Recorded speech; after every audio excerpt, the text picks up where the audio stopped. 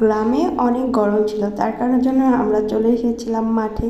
আসলে মাঠের প্রকৃতিটা অনেক বেশি সুন্দর ছিল আর ভালো লাগছিল, কারণ এখানে অনেক বেশি বাতাস ছিল, যার কারণের জন্য গরম লাগছিল না। এই যে ইহানরা অনেক বেশি মজা করছিল, এসে খেলা করছিল, আর চারিদিকে অনেক সবুজ গাছ, বাচ্চারাও অনেক খেলাধুলা করছিল, খুবই ভালো লাগছিল আসলে দেখতে।